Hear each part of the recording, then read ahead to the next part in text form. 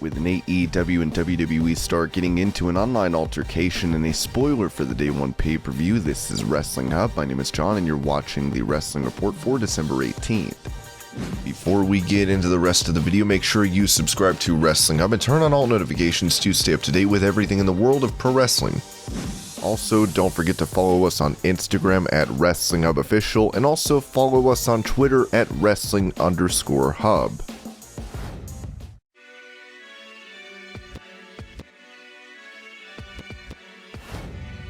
Following Survivor Series, Austin Theory has been seen on programming with Vince McMahon. With him thought to be a potential breakout star, Theory revealed to the Mirror UK one of the biggest lessons he's learned from the WWE chairman. So I think those ideas came around because I stole a $100 million egg. These lessons that Vince is teaching me, I don't think he would have taught me in this way if I didn't do what I did. I think everything happens for a reason. I'm not telling anyone to steal a $100 million egg or even $1 million egg, but somehow it worked out for me. I'm getting a lot of knowledge, and the biggest takeaway from Mr. McMahon is to expect the unexpected.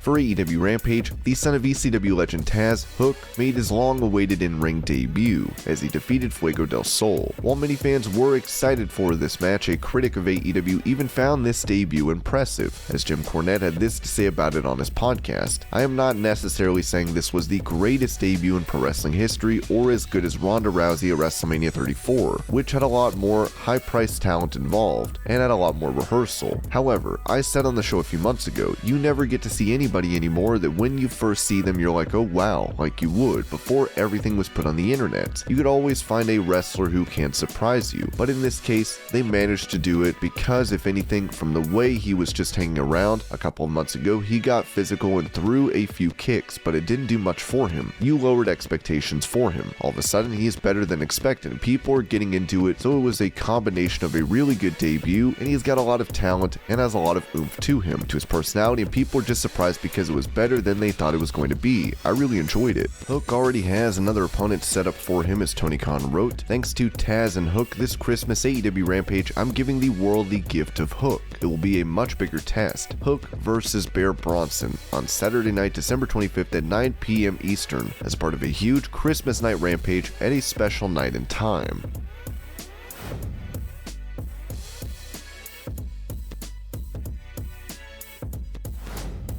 Deonna Purrazzo had worked on NXT from 2018 up until her release from WWE last year. She would end up in Impact Wrestling afterwards, where she'd have 2 reigns as Knockout Champion. Speaking on the Two-Man Power Trip of Wrestling podcast, she recalled her time in WWE, saying, I was definitely labeled as a problem. I was definitely labeled as someone who has a loud mouth, but for a long time I wanted to check every box. I pitched losing and making that a thing until I snap, you know what I mean? I pitched I don't even need to win the match. Let me just keep the armbar and get disqualified, and that can set up a feud with this babyface, and I would do extra promos and film stuff at home. I really can say at the end of the day I put every bit of me into that place to make it work, and it didn't, because when I feel taken advantage of or I feel like I'm not wanted, then I have an opinion about it, and I'm going to stand up for myself, and I'm going to advocate for myself, and I don't necessarily think at the time that was what they wanted out of talent." At the Hard to Kill event, Purrazzo will be facing Mickie James in a rematch over the Knockouts title.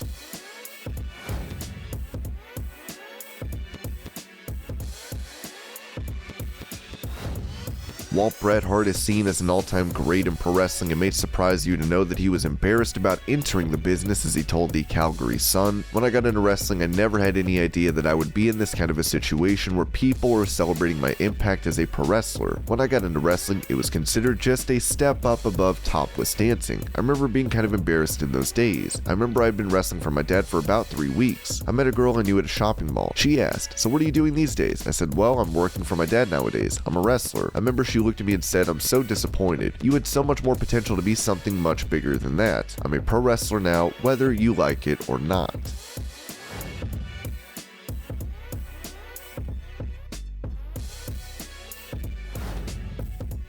Despite many thinking Kevin Owens would end up leaving WWE after his contract expired in January, he has re-signed to a multi-year deal with the company. While Dave Meltzer has mentioned that having a high salary contract could lead to Owens getting released more easily, Jim Cornette took to his podcast saying he agreed with KO's decision. My thoughts are that apparently his old friends simply were not as persuasive as the large amount of money that Vince McMahon decided to kick in his direction. I do think he may have made a good decision, especially because now it has become ridiculous, and WWE is losing several talents to AEW. It is not as if Kevin Steen does not want to be a pain in the rear about negotiation over anything. Whether it's a parking spot, what to eat for lunch, I bet you he had jacked WWE out of considerable cash to not go over there and play with all the rest of his friends, as he should have. Let's see if his negotiating tactic goes well and if creative gets any better, or if he will be miserable but highly paid for the next however many years. For the Day 1 pay-per-view, Kevin Owens is taking part in the WWE title match against Seth Rollins, Bobby Lashley, and the champion Big E.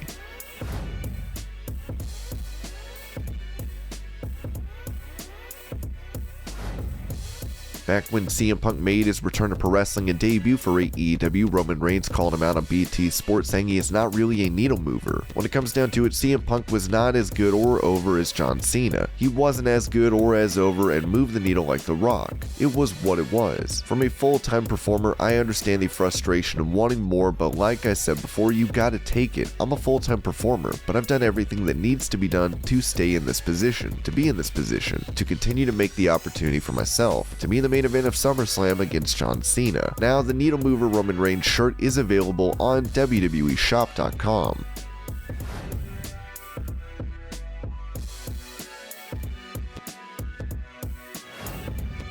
With his friend Kevin Owens re-signing with WWE, it has been reported that Zayn has probably inked a new deal as well. There are many that would love to see Zayn appear for AEW, but wrestling legend Dutch Mantel believes that would not be the best move. I would want him to stay with WWE because I do not believe AEW even discovered Sami Zayn. We know what he can do in his interviews. When you send him out there, he makes the best out of what is given to him. I think if he goes to AEW, he would just be another name on a long list. He might make money there, but not actually do anything there. He only got so many slots.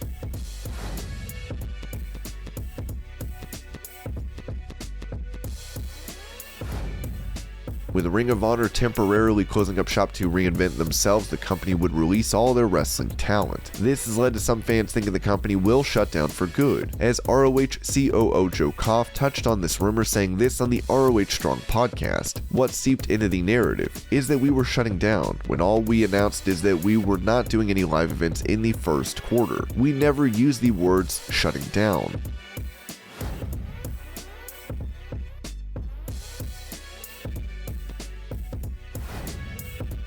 With the Day 1 pay-per-view coming up, Smackdown is set to see a gauntlet match to determine the #1 contender to the IC title. Now, this episode was already taped, so if you don't want anything spoiled, go ahead and skip forward. The 12 Days of Christmas gauntlet saw Sami Zayn in the end eliminate Ricochet to win, as he will be facing Nakamura for the IC title at Day 1. Also on Smackdown, Charlotte Flair successfully defended her women's title against Toni Storm, while Drew McIntyre and the New Day beat the Usos and Madcap Moss in a Christmas Eve street fight.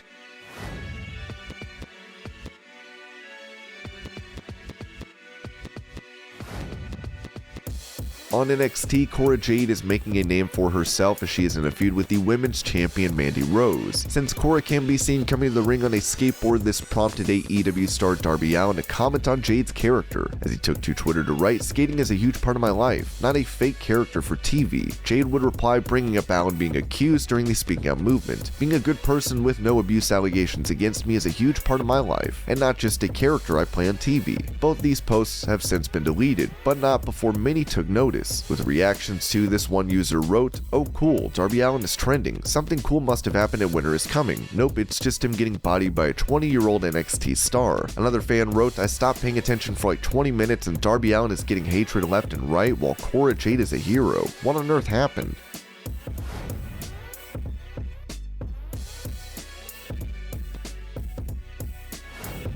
After having success in a tag team on NXT, Shane Thorne would find himself on Raw with the Retribution stable. He was taken off TV and recently released last month, as he's now taken to Twitter to post a video revealing he is retired from sports entertainment and is returning to pro wrestling. So it's the end of the year, a perfect time to reflect, take stock, made me think about the future a little bit. Now, as I do that, as I sit in this nice place, knowing I have a wonderful, amazing girl and these two adorable puppies, I gotta think, man, life's pretty good. And the last 5 years in entertainment have been very good to me. So I think I'm done. I think I'm done with that. But now it's time to get back to what I do best, and that's why I'm here to announce in 2022 I am coming out of retirement and back to the world of professional wrestling. Yes! Are you excited? You girls excited? They don't care, but I hope you care. So, where? When? I don't know. I haven't thought that far ahead yet. But keep watching this and my other social medias. Next year, I'm going to put links and emails to where to book me, where to find me. Yes, that's right. Shane Hayes, Professional Wrestler, Take 2, starting 2022.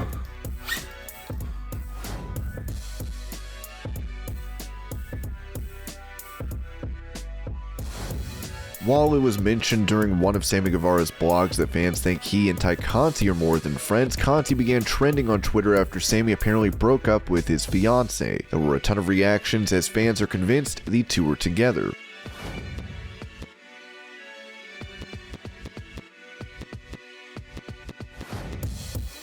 With AEW continuing to be a force in pro wrestling on cable, Tony Khan has taken to Twitter to call out Fox News for not being able to keep up with his promotion and ratings. Hey Fox News, it's amusing hearing you opining about AEW ratings considering Dynamite on Wednesday has beaten every single Fox News show for 6 straight weeks.